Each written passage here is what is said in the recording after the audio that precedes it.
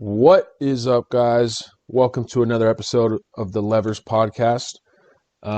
Shake here, one of the Levered Lads. I'm joined by Tej and Lil Hack, aka Crisp. And today we're going to be discussing the psychology of money.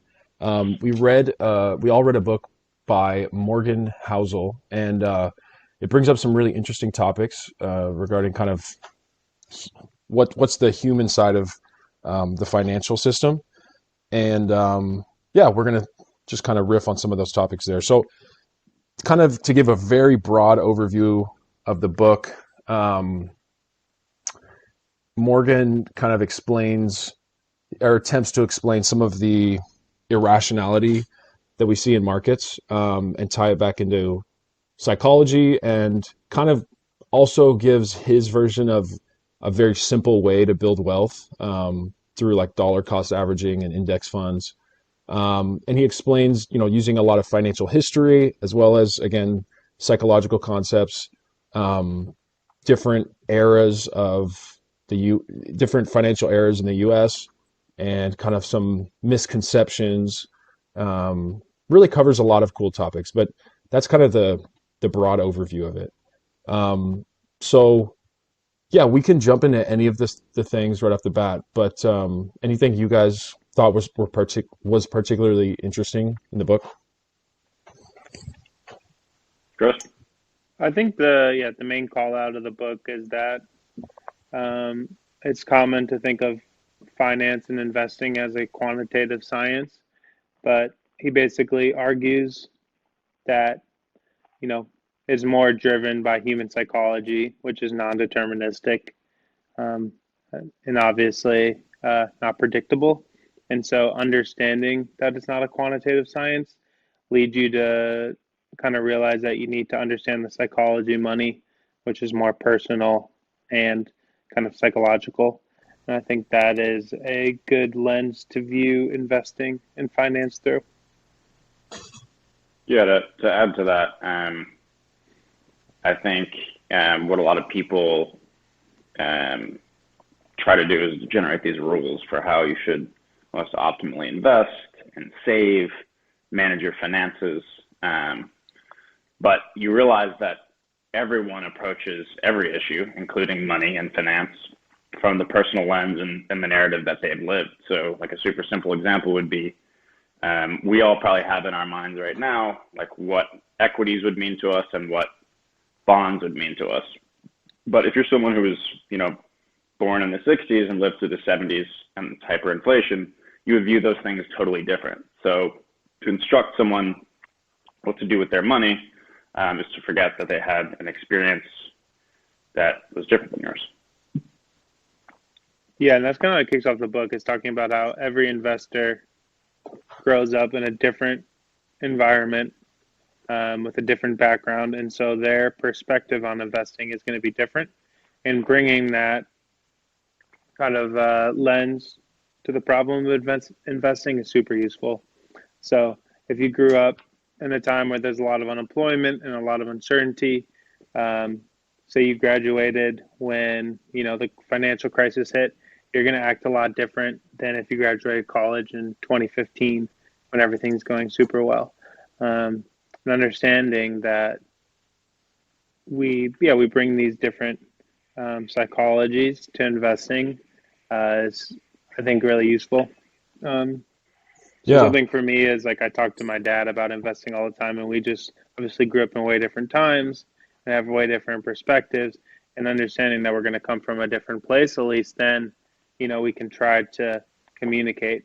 If we act like there's just some golden formula that tells us how everyone should invest, we're just being naively rationalistic. Yeah. And so the story that he starts off the book with, I liked, where it's basically he tells a story of this one janitor versus, I think it was a hedge fund manager or a guy in finance. And the janitor, when he died, he had like $3 million and he donated $2 million to a local hospital, and it like made national news, and everybody's like, how the fuck did this guy have $3 million? He's literally a janitor his whole life. And then compared it to this really rich guy who made, I don't know, hundreds of thousands, millions of dollars, I forget. But that he basically like went broke and had to, auction off his house, default on all his payments and stuff like that. And basically the janitor just was pretty thrifty, and he just kept investing in, I think it was maybe index funds or just the market. No, it was blue chip stocks. And I like that because I think like in in our society, right, in our world, there's a lot of like this this idea that you have to like figure something out to build wealth. Like there's like some secret that people aren't telling you. Um, it's kind of like I think about like Rich Dad Poor Dad. I mean, I love that book, but that's kind of Robert Kiyosaki's way. Is like, oh, the rich don't tell you like how to get rich. They don't want you to be rich. But starting off with that story, it just is like it doesn't have to be that complicated. And he also has a chapter kind of about, instead of focusing on like how, like what's the best way to like beat the market or make the best return, focus on kind of like your lifestyle day to day, and where are places where you can spend less and save more. Um, so Yeah, that I was like cool. I like the quote from the book that he says wealth is the gap between your ego and your income. And Yeah. so um, Ronald Reed is the janitor that he's talking about. He might have had a small income, but he was obviously very humble and saved a lot of his money, and that's why he ended up being wealthy. Versus someone can have a huge income and be being productive and generating money, but if you have an even bigger ego, you end up saving nothing and end up not being wealthy. And I think, yeah, the difference between being rich and wealthy is also very valuable mentality. Rich just being you're like generating a lot or you're spending a lot, versus wealth is like almost this accumulated store of value that allows for you to be independent and spend money at any time. Yeah, there's no quicker way to go from wealthy to not having wealth than to buy riches, to buy consumables that don't generate anything, that aren't productive. I think like that vignette from the beginning with the janitor, being frugal and compounding over time is also interesting because it gets at another of the core philosophies of the book, which is people aren't really happier when they're richer. They're happier when their wealth enables freedom. It's when their wealth enables them to control their time, spend it with who they like, when they want, not be beholden to anyone. And so if you wind it back to the janitor, the returns of the market largely are not within your control. So to the best of your ability, you should put some amount of your money into wealth generating assets. But what is in your control is like the expense line of your wealth, right? If you're frugal over time, that's something you can control. You have a sort of a margin of safety, this haven of cash that you can put to work. As that cash compounds, you earn yourself the freedoms that drive actual happiness. Something I like to think about is right now, I think there's a sort of there's a communal pressure for young people to go out and spend and live a good life in the city. But I think it's important to realize that if you put off sort of luxurious spending today, the maintenance of sort of a high class social lifestyle, what you're sort of enabling is for you to save more money today to put into productive assets so that you can have freedom in the future. Sort of think about a high standard of life today as sort of this debt that you're accumulating. On the other side of the coin, it could be cash you're accumulating, putting into generating wealth, as opposed to appearing wealthy today. Yeah, if we go back to the conversation last week as money as power, you can kind of think of wealth as like a battery. And basically, the more you can store up money, you're storing up this power in a battery. And obviously, the bigger your battery, you can then go and exert energy when you need it. But if your battery is all the way on low, then you constantly need to be stopping to charge it up. because you don't have freedom if you're running low on energy, right? You need to go find the outlet, which I guess is like your employer. You need You to need to like stay plugged crank and in. charge it back up, you know? Yeah, Yeah. exactly.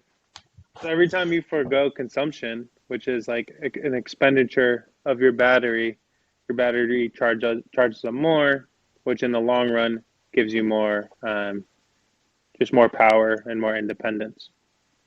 Yeah. Yeah. One of the quotes that I loved was when most people say they want to be a millionaire, what they might actually mean is I'd like to spend $1 million. That is literally the opposite of being a millionaire. So true, right? Yeah, The desire to spend $1 million is what will keep you from ever having $1 million. I think the Catch trap is 22.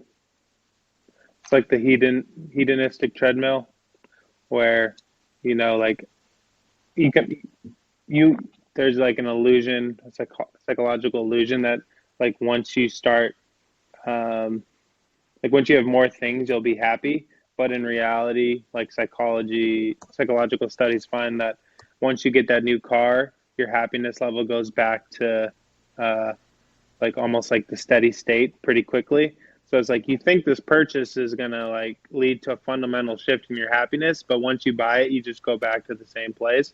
And so we constantly are trying to like buy things to just like juice our happiness, but in reality it doesn't even make us so much happier in the long run. And so figuring out a way to stay off the psychological treadmill, or not psychological treadmill, the hedonistic treadmill, kind of comes back to how you can figure out ways to save up more money. Yeah, I mean, winding it back to the gap between where you are and where your ego wants you to be. Like, if your idea is that amassing riches is going to make you happier, and once I amass this richness, I'm going to be happy. The problem is, as you run in the treadmill, your actual riches and your goalpost for happiness, they move together. And so ultimately you can never win that game. And it's natural. Like, we're social mimetic creatures. So when we see other people, when we see the Joneses having nice things, we feel like we're entitled to having those nice things. And I think that psychological mindset comes from he talked about it in the book, like a post-World War II, sort of like equality of access. I mean, the middle class and the lower classes gained immense purchasing power against the wealthy there. Credit was cheap, jobs were plentiful, people had money to spend. So normal people were buying nice things and they were closing that wealth gap. But now I think what we see now is that wealth gap is not closing. Normal people are losing purchasing power, but we still have that same mindset, which is I want to keep up with the material possessions of others. And so you keep chasing that, and then the goalposts get further and further away. So it's sort of an unwinnable game. Like, the status game is sort of inherently an unwinnable game, but we're humans and we want that status. So ultimately, if you break it all down, it's not the wealth, it's not the riches that are going to give you happiness, but the wealth. And the wealth enables freedom so that you can do what you want to do at any given time. Do you guys think that freedom, like, maybe this is just my own bias, but I think if everybody looked within themselves, that everybody wants that freedom like more than they want an individual purchase, right? Or am I just being kind of like narrow-sighted in that? I think that's right, but it takes a super long-term and patient mindset to realize that over the long term, what's going to give you happiness is that freedom. Where, like, right now, like, I'm thinking about like all of the people whom I want to mimic and what they're doing. So all my friends, right, they're in the city, they're eating nicely, they have good apartments. I see my parents, they have their riches built up, some cars, a house, and those are things that, like, tomorrow, if I took out a loan or worked a little bit harder this year, I could achieve, and that's going to give me immediate happiness over the short term. Whereas I think it's a lot more, it demands a lot more cognitively. It demands a lot more maturity to realize that those things are going to be fleeting, and keeping up with the Joneses, even if you could, is going to do far less for your sense of self-worth and being than generating somehow, putting in the time and patience to generate that genuine freedom for yourself. Yeah. Yeah. I And mean, you I know, think we're it also depends on, your personality. Like people that are more independent and are going to want financial independence more. And if you really just want to fit in, or you're just more like agreeable socially, then, maybe having fitting in more with like purchasing what everyone else is purchasing will be more important than being financially independent. Um, Yeah. and I think probably the reason society works the way it does is because most people are more agreeable and want to fit in more. yeah, So they're it's willing to true. trade independence for um, kind of purchasing what everyone else has. Like social, it's like Naval talks about. It's like a social game. Yeah, I Because think it. if everybody just stopped buying random shit and bought index funds or bought assets, the economy would crash, right? Well, interesting. Yeah, I mean, as the economic infrastructure and exists today, yes, because it kind of gets into this at the end of the book. But post World War II, basically the government artificially pushed down interest rates so that people could take out more debt so they can buy more now. Um, and the whole kind of like Federal Reserve is set up to be a lender of last resort so that we can keep taking on more debt so we can keep buying more now for eventually having to pay off the debt later. But what happens is the Fed keeps lowering interest rates so we can keep buying more now and consuming more now. And so the whole financial and economic system is built around consuming more immediately and foregoing future gains, which is kind of crazy, but like that's why consumerism is so built into our culture, is because from a top down perspective, like they're encouraging us to basically consume and to borrow. Like that's the whole bedrock of Keynesian economics, where if we got rid of this unnatural interest rate, if it was more expensive to borrow, people would borrow less and they would save more. People's time preference would be lower, which is like Austrian economics thing. So it's almost like we could rethink society and move away from consumerism if we didn't make borrowing debt so artificially cheap, right? Like that's part of the reason why Americans are so obsessed with consuming things, because it's like that's what the whole architecture is built around, And it does not even me just being into conspiracy theories like that. It's true. Yeah, no, it's not a that conspiracy. What's that's what Keynesian? You said academics literally believe in. Um, what's Keynesian economics?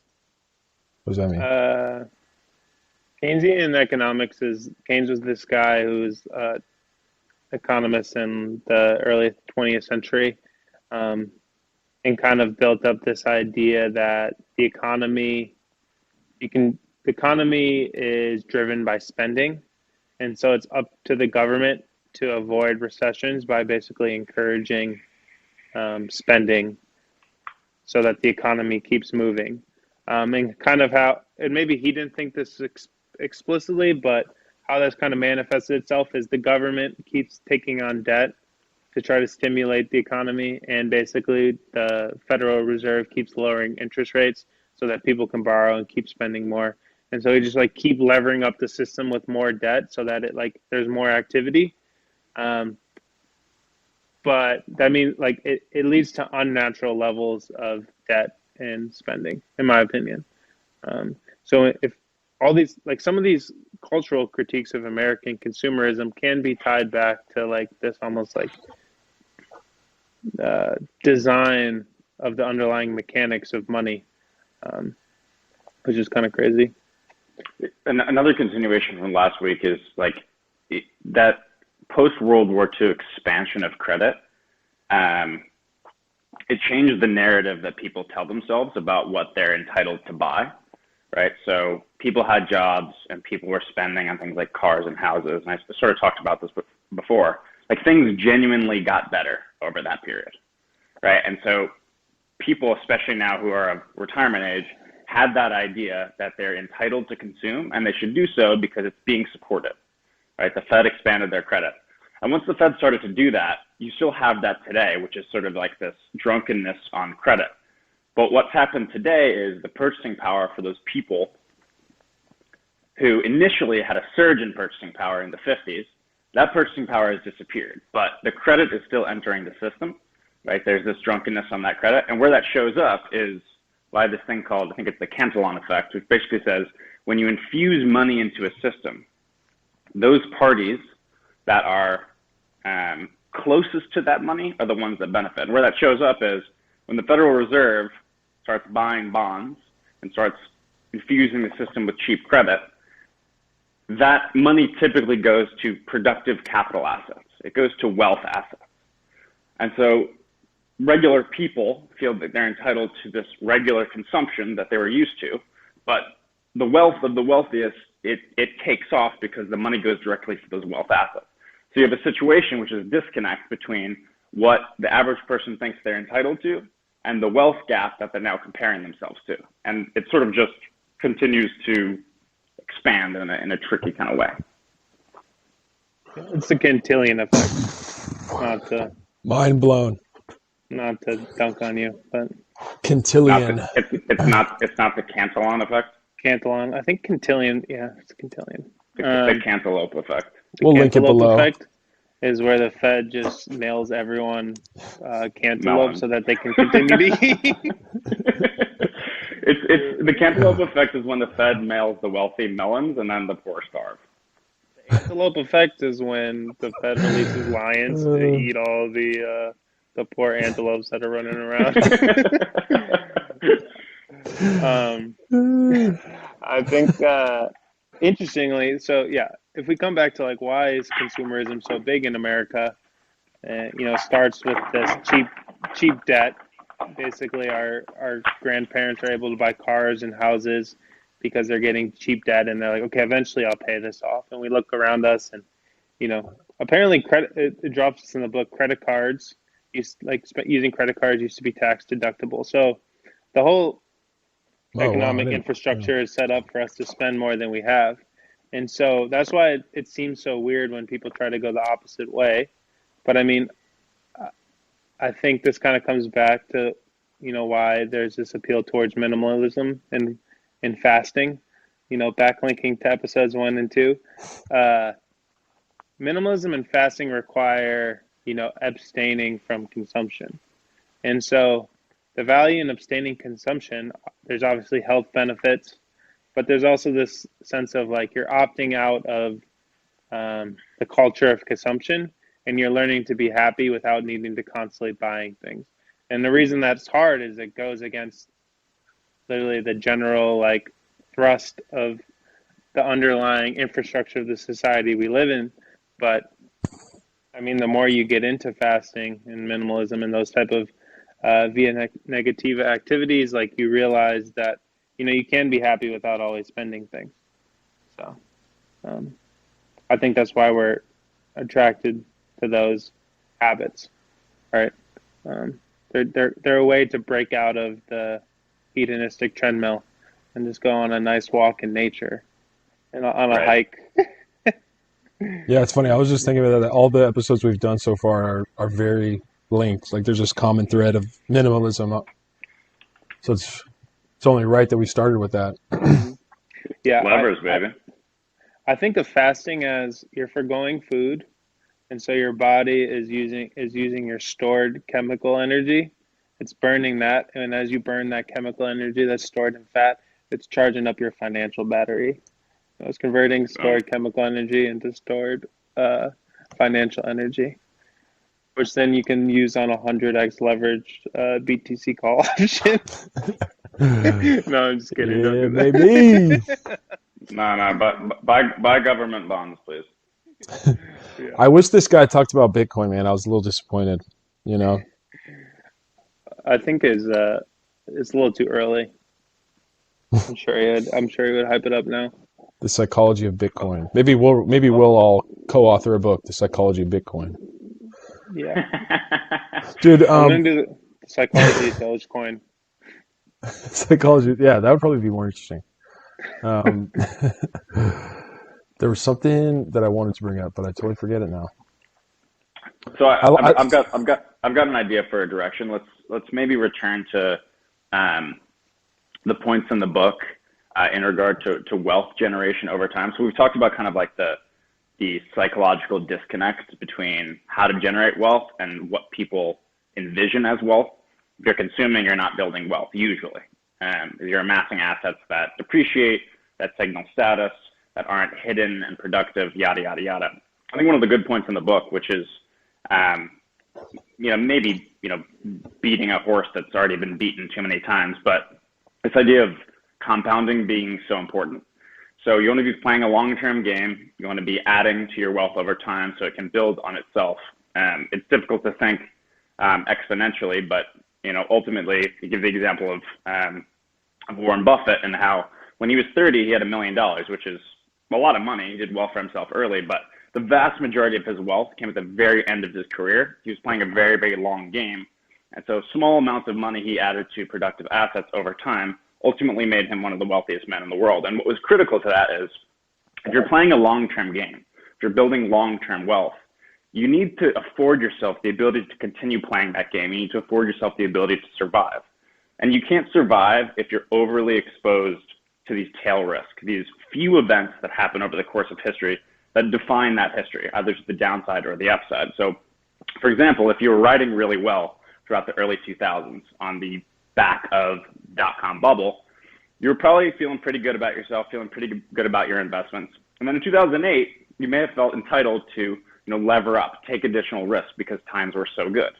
But if you went ahead and did that and exposed yourself to the risk of 2009, that could have blown you out of the water, right? If you survive those downturns, it allows you to compound over the long term. So the idea being that if a few events define effectively your ability to generate wealth, you need to ensure you have some margin of safety, some reservoir, such that you can play long-term games with long-term people, which I think is pretty important. Yeah, that comes back to the whole NNT, anti-fragile, is there's going to be these huge uncertain events.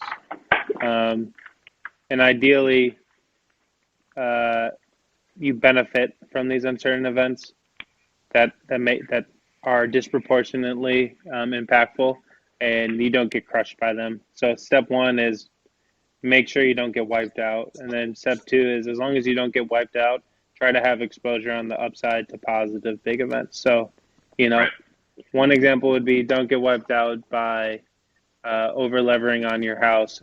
And so don't get wiped out in 2007 to 09. And then somehow, have upward exposure to investing in things like Apple and Amazon, which, have the fat tails and returns for equities. And kind of what this book gets into is in retrospect, we know those are the big impactful events. But before those happened, you wouldn't be able to know that, you're going to get your house is going to get wiped out and Apple's going to go on this huge run. So you just want to have a margin of safety so that you don't get wiped out by your house. And you want to make a lot of bets so that, you kind of hedge your ignorance by making a lot of bets on a lot of different investments in case the one that pops out like Apple, that you have exposure to it. But he doesn't do that, right? No, which is interesting. Which is what's super interesting. Sorry, go ahead. No, yeah, I was just saying because I do remember that part. But then he at the end says, just he's an index guy. Well, I think you could argue that an index captures is like an averaging function that'll capture the overall upside of the U.S. economy. So he doesn't know what companies in the U.S. economy are going to win, but that'll express itself in the index fund. And I think an interesting thing about Housel's personal story within this book is there's this idea quantitatively that you want to be playing the game for a long time because a few events to the downside to the upside are going to define your returns. And so he buys the index fund so that regardless of which names within that fund define the returns of the index, he's exposed to them. But even then, he talks about how relative to his more optimizing financial friends, he takes a safer approach. And that's what gets outside of this sort of rational financial mindset to one that's reasonable. The reason he's so safe with his money and not realistically entitling himself to the returns that most other investors would, is because he's optimizing for like a sense of healthy well-being. And so if he's exposed to risk assets and he has a bad year, he has to come home to his family and explain to his wife, what's happening with their finances, and they have kids to put through college. Realistically, he's optimizing for sleeping well at night, which I think is hugely, hugely important. Like ultimately, if you're invested in super risky assets and their downturn affects your day-to-day life, that's what's affecting that like true freedom and happiness on a day-to-day. So it's not just purely quantitative. Like you got to ensure you're looking after, the psychological space between your ears as well. Yeah. Yeah, I like that. And he also talked about how he paid off his house in cash, even though Right. he would, just right. Which, there's something to be said for that too, like if you have it set up where you're just auto investing in, whatever assets you like, and you, let's say an index fund, right? Like him, there's a lot of, your mental space is freed up, which honestly you could argue like, has its own return. He doesn't really say that, but yeah, he talks more about the peace of mind, which I think is a really good point. Yeah, like if you go ahead, Chris. Oh, I was just gonna bring up the Markowitz anecdote about how Markowitz was this guy who came up with like the efficient frontier trade-off between return and risk in modern portfolio theory branch of finance. And that was a very mathematical construct that dictates your optimal allocation in your portfolio. And then in practice, though, Markowitz just did 50% bonds and 50% stocks because he said that's what let him sleep at night. So it's kind of like there's all this like charlatan math going on about optimal covariance that gives you the best risk return. But in reality, it's like we're humans and we like simple rules, simple heuristics that let us sleep at night. And that's the psychology of money. It's like what investments do you think will lead to growth, but also leave you confident. It's not about some stupid, billion parameter transformer neural net that's telling you what to invest in. That stuff's honestly nonsense. So, like, even if you had like if you were, a Bill Ackman who's an activist hedge fund manager, or like a Michael Burry who bet against the U.S. economy in 2007, like even if you had such high conviction that over the long term, like a really, really concentrated trade would turn out, like it's very likely that in the short term, you're forcing yourself into like psychological warfare while things move against you. And is that just horrible mental state in the short term or over medium term worth the financial output on the back end? Like if you had a trade that took 5 years to actualize, and the first 3 years it went completely against you and you saw your net worth cut in half, those 3 years, like, we all have 85 years to live. Do you really want to give 3 of them up? Like it's just tough trade-off. Gotta be careful.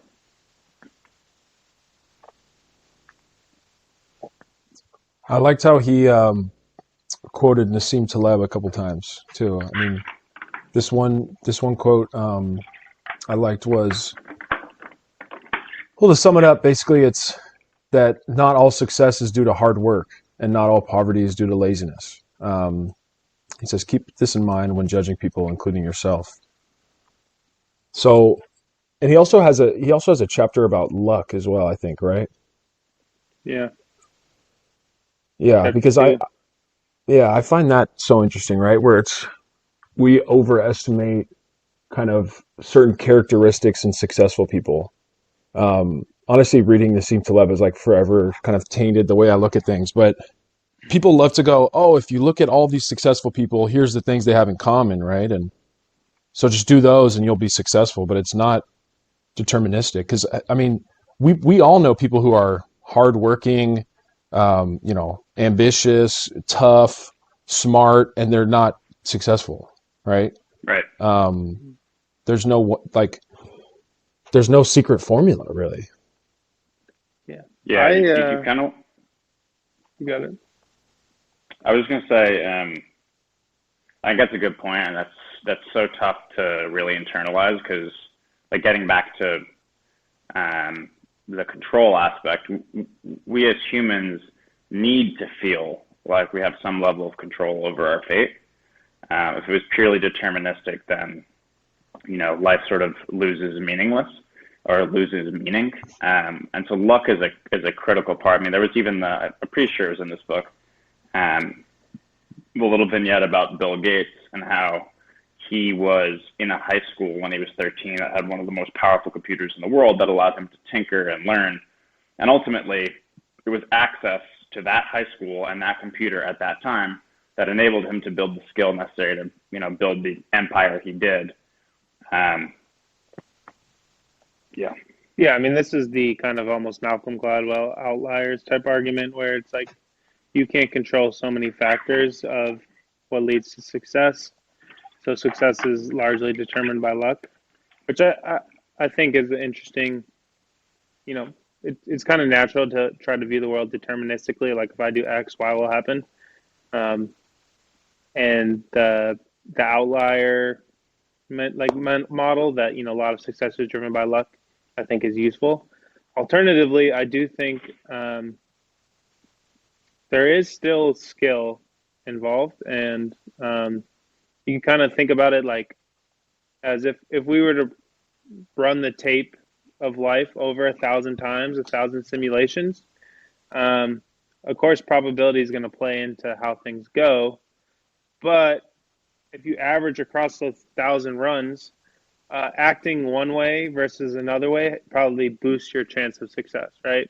So if you always save more money, you don't gamble ridiculously, you invest in the index fund, you're probably more likely to be successful than if you're just like an alcoholic or a degen and you live certain other ways.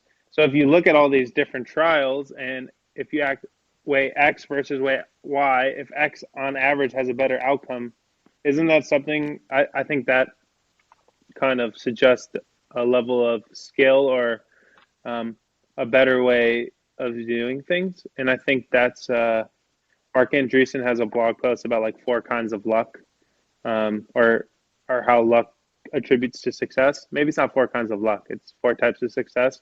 Like one type of success is like you're just in the right place at the right time. And that's what we think of as like blind luck. But then there's this like deeper type of success where it's like, if we run the 1,000 simulations, like you end up being successful in 900 of them, right?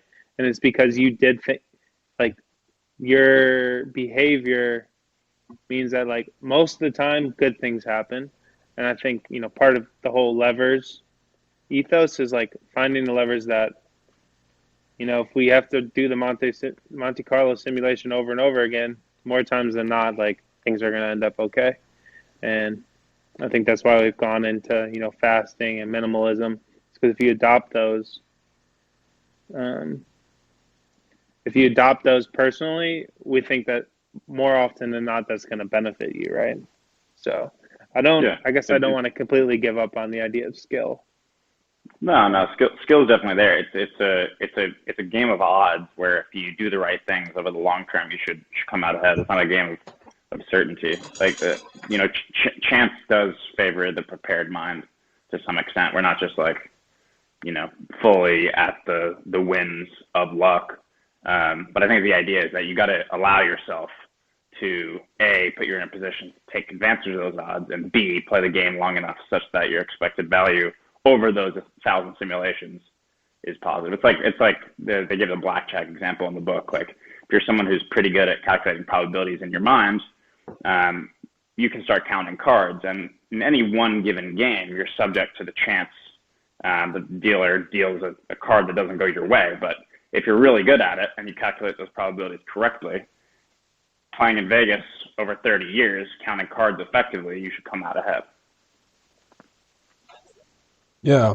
Yeah. And plus it's, outliers is literally about the outliers, right? I mean, there's plenty of, like I think it's like a sliding scale, you know. There's like if you do all the kind of skill and choice, you know, you make the best choices that you can. Like you said, the probability of you at least doing well for yourself is pretty high.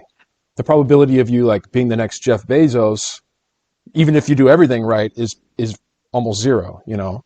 Hmm. Um, so yeah, I think it's like a balance because, you know, like after I read um, what's Nassim Taleb's book called that you recommended me, Heaney? I'm just blanking on it. Fooled by random. Anti-fragile. No, fooled by randomness. Fooled by Randomness, right? After I read that book, I felt kind of pessimistic, like, oh, like all these charlatans, they don't, you know, they don't know why they're successful, and nobody knows how to be successful. You know, I got very like cynical of the world, which kind of as we were referring to with the, I think it was the Markowitz thing you talked about. It's like that's not a practical way to live life. No. If you go around thinking it's all about luck and oh, I have no chance, I just, you know, unless I get lucky, then I mean, you're not gonna, then you're kind of ensuring that you're not gonna have any kind of success. Yeah. I mean, you can't even. I mean, at least for me, like I refuse to admit, maybe unreasonably, that we don't have free will, because when you admit to that, like my operation is meaningless. So I'm going to refuse to do that, even if that's the scientific truth. But lads, I have a question for you. I want to hear from you guys. So one of the parts in the book which I found super compelling is that we have like a very difficult time anticipating what our future selves will find important or what we'll want in the future. Like, what have you guys seen? Like, let's say post-wash you. Like, you're in your 18-year-old bodies. You have an idea of what you think you want. Like, how quickly have those things changed for you guys? And what do you do kind of in your day-to-day when you structure your lives to respect the fact that your current self and his goals may be different from your 5 years or 10 years out self? It's a really good question. Um, you know, for me, I mean, for me, what I immediately think of is what, you know, at different parts between 18 and, you know, 24, the different things I thought I wanted to do with my career. Um, and I also overestimated how much like what industry I worked in would matter to me. Mm, And I think I underestimated my own ability to find things interesting, you know. right. Um, but in terms of like what I do today, I mean, the only thing I can think of is save, and that's been something for me Yeah. just over the past year or two that I've really been trying to do. Because if you have more money, it's just more options. That's what my dad always told me. He was like, money doesn't bring you happiness, but money brings you options. And Yeah. so it's kind of rational knowing that you can't predict our future preferences. If we have more options, it's a better thing, most likely. Yeah. I think not knowing what I'll want in the future, for sure, in like the most fine detail. I think my general philosophy is investing in invariance. I guess when I say investing, I mean in the very loose sense of like how I spend my time.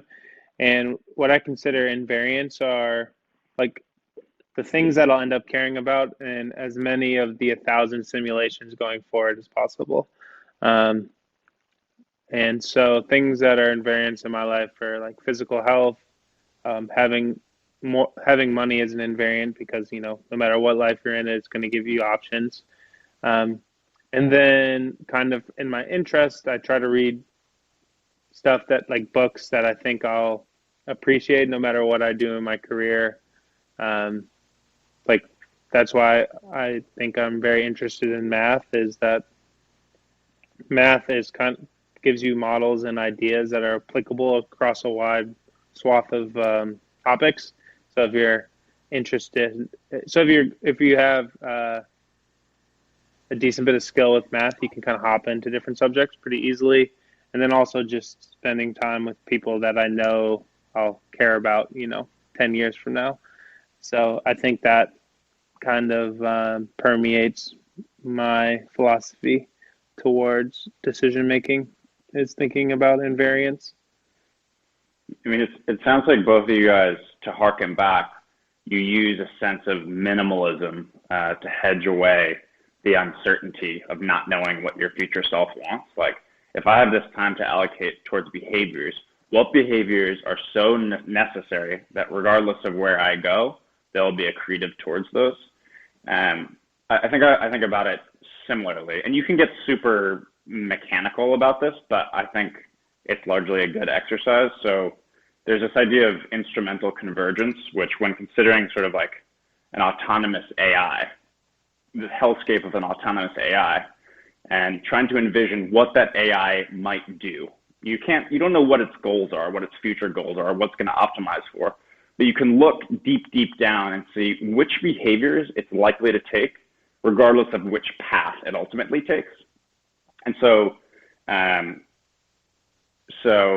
Heikki mentioned saving. Regardless of where you go, having more money in the door today gives you optionality, which allows you freedom. For you, Chris, reading, math, I think spending time with your family is important.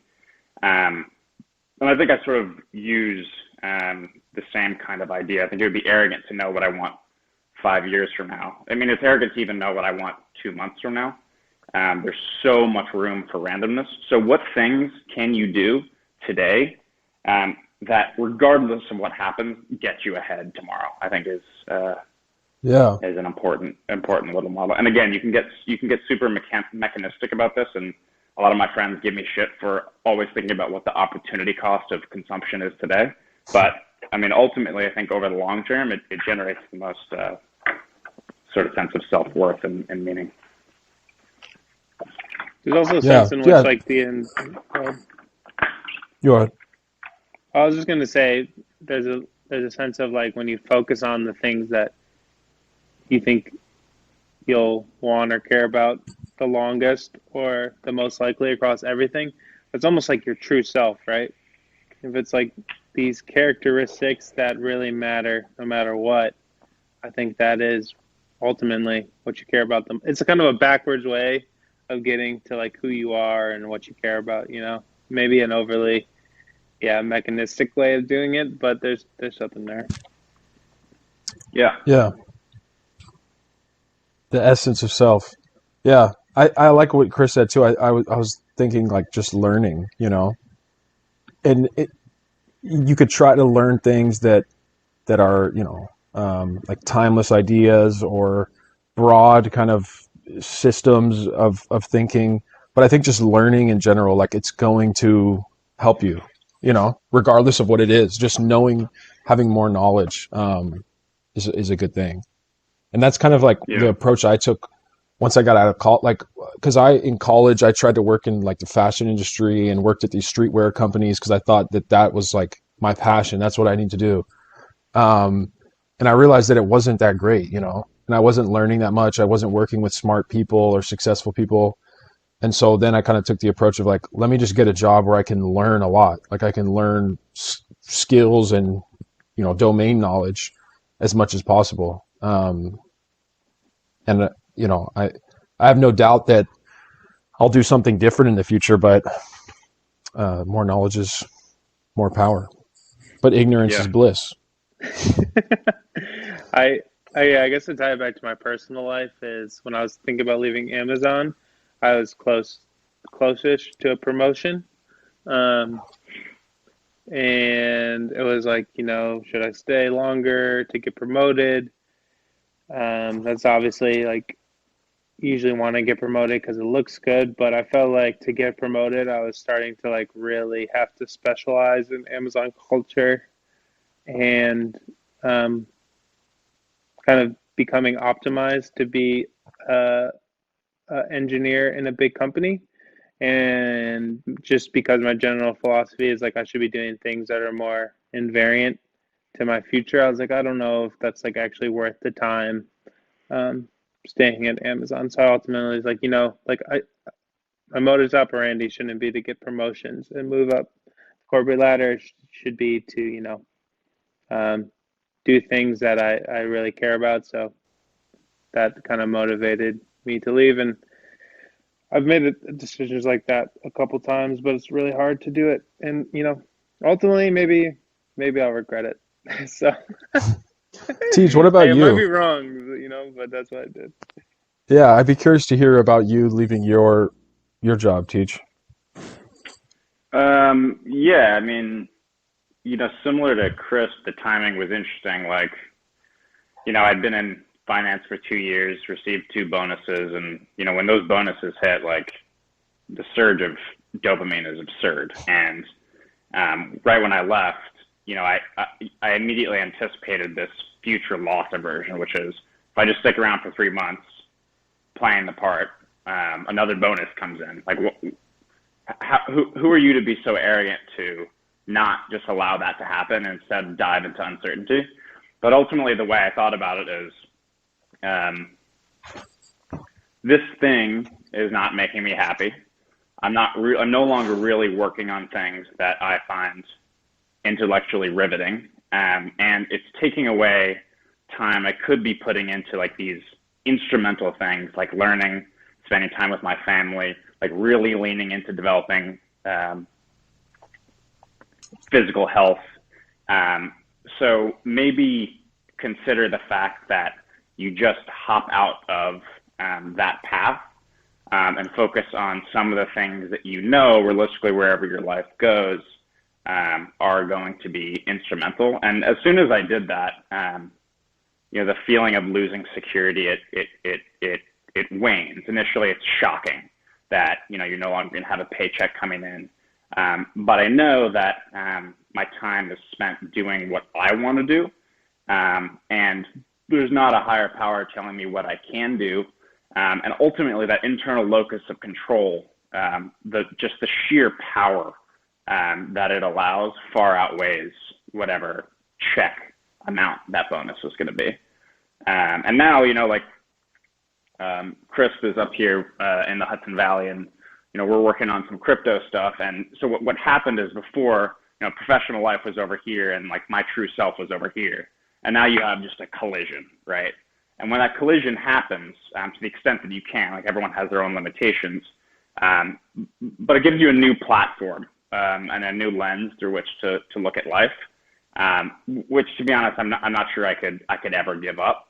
And once you're in this lens, you're put into survival mode, right? If you fail, it's on you. Whereas at my corporate job, like, sure, it was challenging, but I largely just had to do the right thing, show up for work. You work your way up the ladder. 60 years later or 50 years later, you're retired with a white picket fence and a family, right? And people like that. They like that security. But it wasn't for me. I didn't feel in control, and I want to feel in control of my time, because I think that's what will generate real happiness. So I'm pretty thrilled to have been on the other side of that and doing things I love with people I love. Yeah. Yeah, it's interesting. I'm thinking about, time versus money, and kind of, we're all in our 20s, and how do we leverage time? How do we leverage money? Because, um, part of me thinks like, okay, right now we have time. At least me, I don't have that much money. You know what I mean? But then part of me also thinks like, well, the time that I spend right now is like the most leveraged that it's ever going to be, you know? And the time that I've already spent is like the most leverage that it ever was, to a degree, I think. Mm. Um, so I don't know. I'd be curious to hear your guys' thoughts on that, like time versus money, and what, I don't know. Does that make sense? It's kind of an abstract thought, but because it seems like from both of what you guys are saying is like your time, control over your time was really important. Like Chris, well, kind of both you guys, like, okay, do I want to spend the time and energy to get this promotion, or just spend the time, like TJ said, just showing up and doing my job? Like, it's stable, it's reliable, but that time Yeah. spent elsewhere could have outsized returns, right? I mean, time is the ultimate resource, so it's more important than anything, because it's ultimately the most fixed resource. I guess the way I think about it, or I kind of talked about this with an engineer I worked with when I left Amazon, is there's kind of three forms of capital to think about, like, investing in. I mean, this is very again, mechanistic, but who cares? There's human capital, which is like your social, like your skills, like what can you create and do that's unique to you. There's financial capital, which is like obviously money, stocks, real estate, etc. And then there's social capital, which is like the people you know and like the network that you live in. And I think when you're young, you need to be thinking like, you know, what type of capital are you investing in? I would say that financial capital is there's like a necessary amount you need to be independent, because like financial capital is kind of, what the energy we use to pay for everything constantly. So you need some level of it, but past the, an initial amount, I think is way more important to think about human capital and social capital. Like, what are you learning that you like and that makes you like a productive and creative person? I mean, you want to be building cool things or creating good things. So, I think most important is investing in yourself and learning how to create, and then forming really, you know, um, trusting and like wholesome relationships with people is then the next important thing, because obviously like you can't do anything as an individual alone. You need other people. So I think being very conscious of like who you spend your time with, and like that you connect with good people is important. And then I think as as your human capital and your social capital grows, the financial capital just kind of works itself out. It's kind of my belief. So I think when you think about early career, you should be investing your time in human and social capital and just kind of trusting that the financial comes later. And like that's what happened to Warren Buffett, right? He had $1 million at the age of 30. And then he had like 90, 85 or 95 billion by the time now. So it's like all those, I think he probably over indexed for human and social capital, and then later the financial capital just comes because you're able to bring so much productivity to bear on your life. So that's my philosophy. The Heaney mechanism or the Heaney system. I really like that. I really like that, and I would say that I think I agree with you completely. Tej is only in it for financial capital. He's currently extracting as much of it from me as possible. From you? Oh. Yeah, he's taxing me $1,000 a day to be here. Yeah. He rents the outhouse, and it's $2,000 rent per day.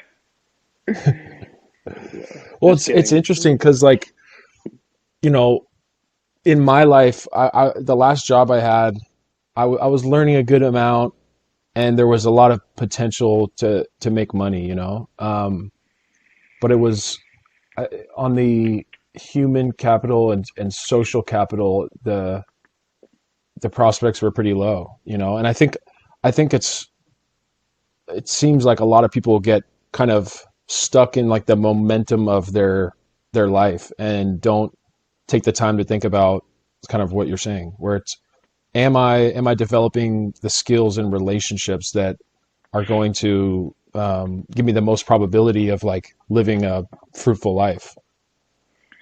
Well, I think also there, like,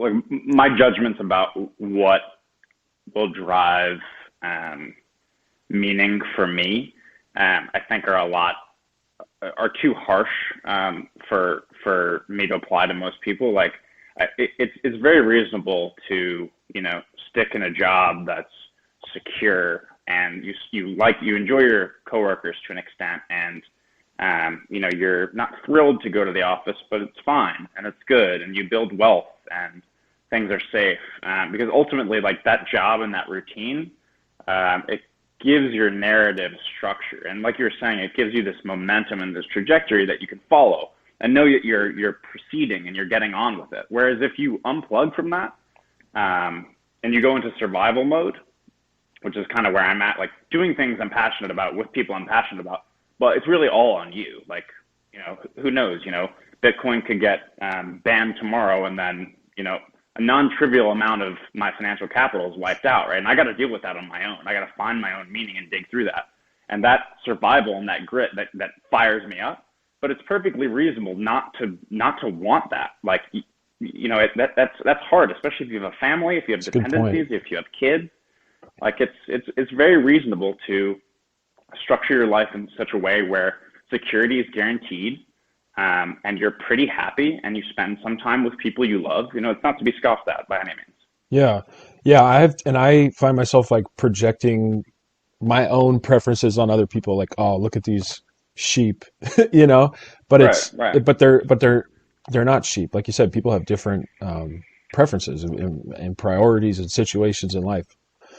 I mean, Um, my dad is self-employed and has been always self-employed, and my mom um, is not self-employed, and they are both have stresses, and they're just different types of stress. My mom's stress is more like every day she has to go to the office and deal with people, and it's almost like a DC type of stress, or it's like every day it's the same level of stress. Where my dad's stress is much more volatile, where it's like sometimes, he's stressed he's gonna have no business, and it's like way more intense, and then other times like he's just taking a nap at like 1 p.m. on a Tuesday, and there's absolutely no stress, and so it's a lot more volatile. And so it's almost like there's ways that you can like hedge your stress, but then it might just mean that you have a more consistent level of stress.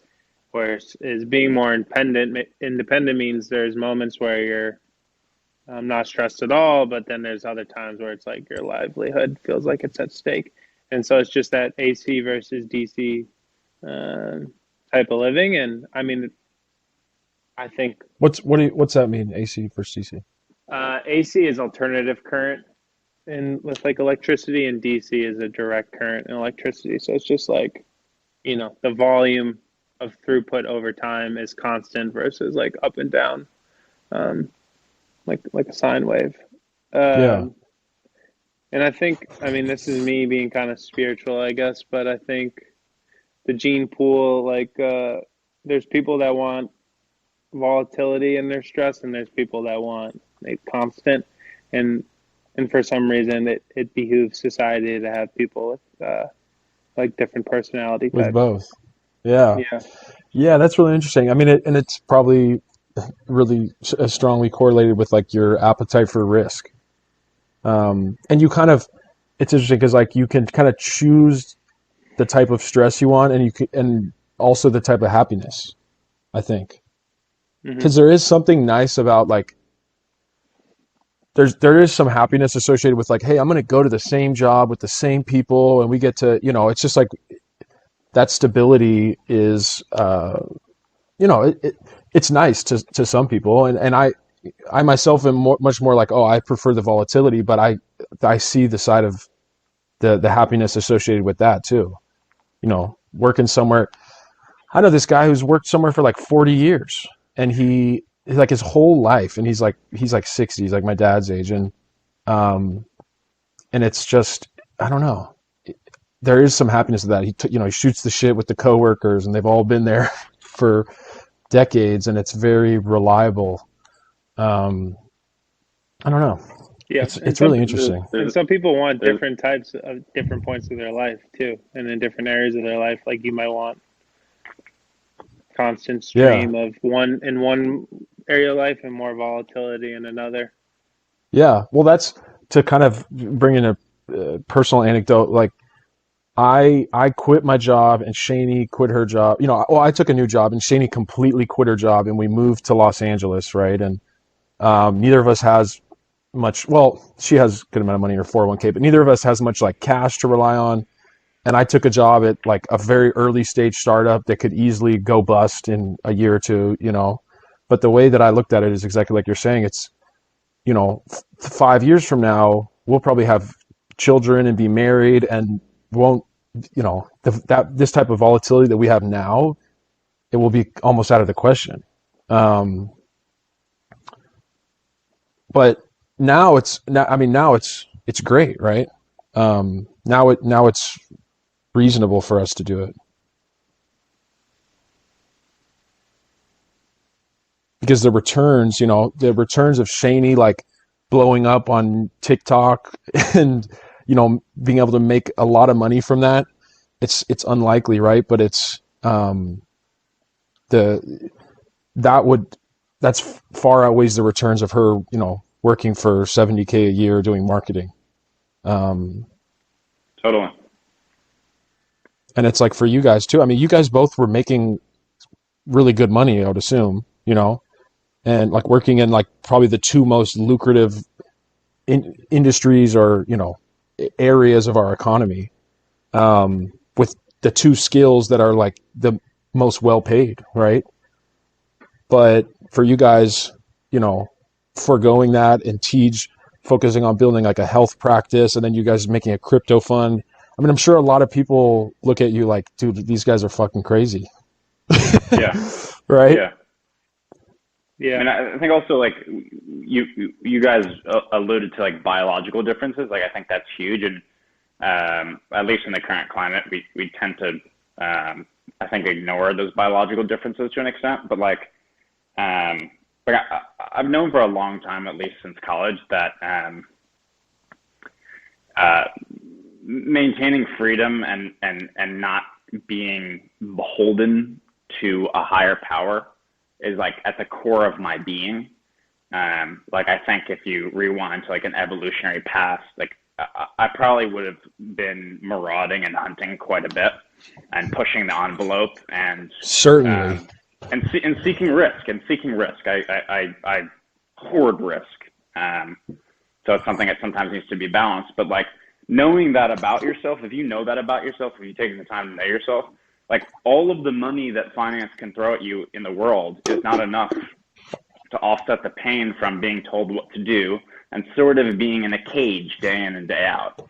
And when you realize that like that's core to your being and you're telling yourself a lie on a daily basis, it's kind of irreconcilable. So to plunge into the abyss is almost mandatory. At least it was for me. Yeah. I love where this conversation's gone. I think to tie it back to psychology and money, I could see like people looking at the titles of our podcast and being like, oh, they're talking about money a lot. They really want to be rich. I think for me, the reason this book is interesting and the reason we go into these things is by thinking about it and reflecting on it, it's to try to come up with ways to be less dependent on other people so that we can be independent. Yeah. It's not so that I can just be so rich and blah, blah, blah. Yeah, like, I just want to figure out a scheme to basically be independent.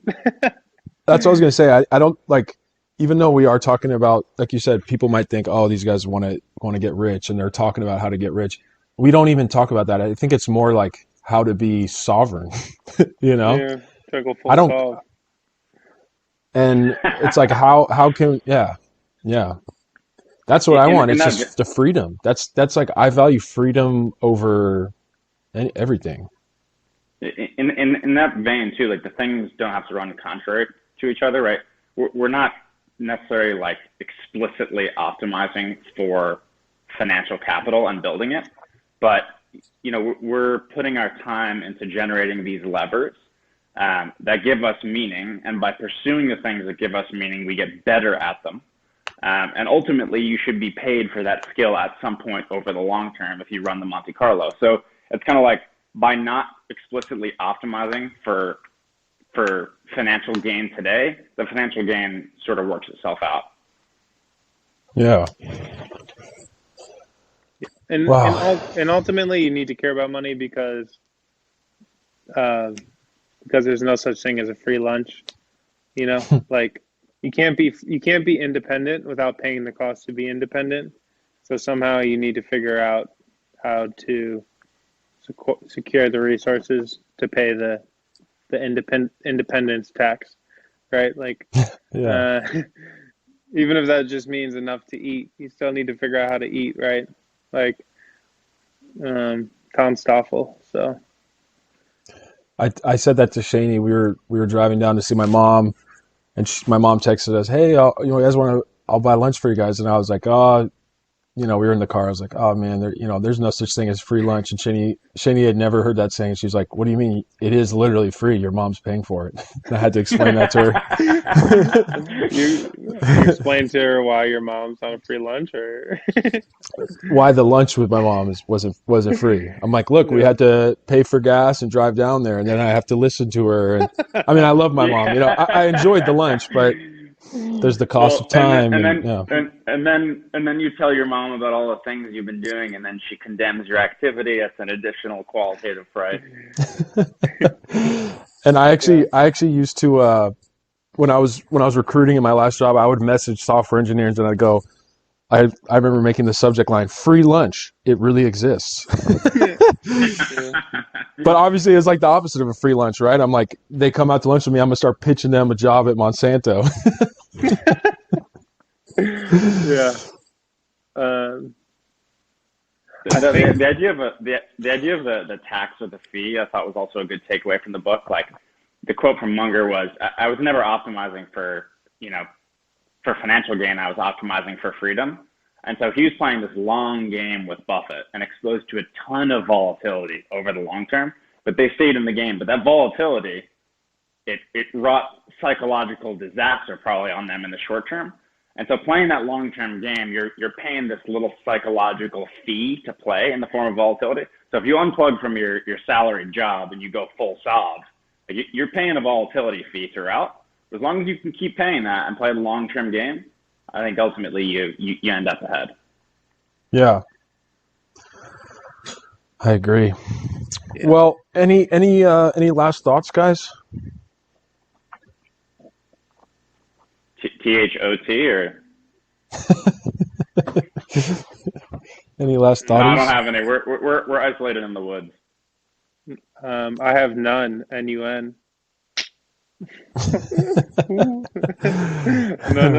none thoughts.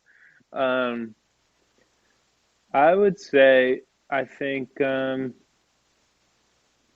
a nice bridge between fasting, minimalism, living with less, and this idea of like those are habits which then contribute to basically shrinking your ego, which then in the context of like psychology of money, wealth being the difference between your income and your ego. By bringing your ego down, you get that delta and you can save more, which lets you charge up the wealth battery. And it's almost like to be wealthy, you have to be humble, which kind of goes against the somewhat common take that to be wealthy, you have to be like hot, like you're flashy and you're just like have all this panache, but instead it's about being really humble and almost stoic, channeling the Seneca vibes. So that would be my takeaway from the book and a backlink to our other episodes. Yeah, I just thought of something else. I know we're trying to wrap up, but the other day I ordered Instacart, like grocery delivery, which honestly is a lever. Because you pay like $6 and you don't have to take the time, and I end up buying less stuff because I get exactly what I need and that's it. It's fucking awesome. But I ordered Instacart and the girl who delivered it was driving like a brand new BMW 3 Series, and I thought it was so interesting, because if I saw it tied in well with the book, right? If I saw that girl driving out when I'm driving, I would be like, oh damn, like what does she do for a living? Does she have rich parents? Does she work? Does she, have her own business? Is she an influencer or whatever? But this girl's, working for like $12 an hour. And I don't know, I just thought it was interesting, like what you see on the surface, you can't see wealth, right? Yeah. Sometimes, but too often what looks like wealth is someone who's extremely, extremely indebted. Yeah. Yeah, like this guy I know back from St. Louis, he's the one who recommended, like he taught me about Bitcoin, he taught me about Robert Kiyosaki, he recommended that book. And he he drives like a super old car and he won't fix the AC. He's had a broken AC for like 3 years. He won't buy AirPods. He has like plug-in to his iPhone. But the guy doesn't have to work. He doesn't have to work. Wow. And if like when I met him, he was wearing like kind of old raggedy clothes, like old raggedy car, and it's like You almost would be like, oh, this guy's a loser just looking at him, but he's like so fucking sovereign. Yeah. I mean, but what does Buffett whip? Like, He's got a whip like a Ford or a Chevy. Yeah. yeah, Same house, right? He's lived in the same house for like his he's an whole life Same or something. almanac. house. Yeah, Yeah. He goes to the same. Well, it's not a Dairy Queen because I don't think you can have lunch at Dairy Queen. But I think he eats at the same fast food restaurant that Yeah. Berkshire owns and has done for like 40 years. Just him and Munger eating $6 burgers instead of going to the steakhouse. Yeah. Yeah, dude. And it's funny because like that's a pretty common like I feel like that's common knowledge to a lot of people, right? Everybody loves to tell, oh yeah, well look at Warren Buffett. He drives the same car, same house. But we don't act like that's true, you know? Right. yeah. There's such a disconnect. And so I don't know. That's kind of one of my big takeaways. I think I like about that is like to really um, be wealthy is to be really humble, and to be humble is to like commit to it forever. You know, when a lot of people talk about money, they're like, "I'm gonna save for a month, and then I can finally splurge on this thing." But really, to be wealthy, you have to commit to it like ad infinitum. You know, like Buffett would drive that standard car for the Jalopy. rest of his life. Yeah, he'll whip the jalopy until he has $1 trillion. Buffett will have more Yeah, money dude. than the U.S. has debt, and he'll still be whipping a jalopy. You know, Like so stubborn, you know? It's all right? like it's irrational almost, you know? But it's reasonable. But it's Well, reasonable.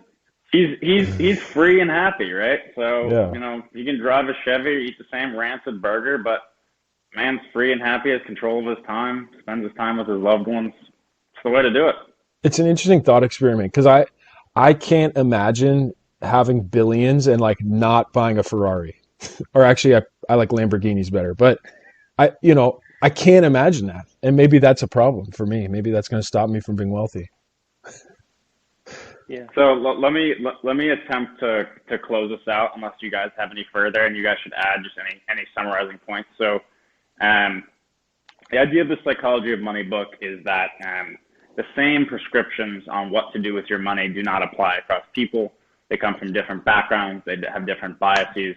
They're trying to do the best that they can, be reasonable, not rational. Rational is not reasonable for a human because we're not rational.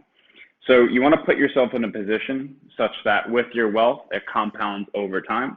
That means being in the game long enough for compounding to play its role, which means not exposing yourself to ridiculous, catastrophic risks. And that's kind of what I took away. You guys have additions? That's well said. Love it. Well, thank you for watching, everybody, and we will see you on the next one. Bada bing. Peace.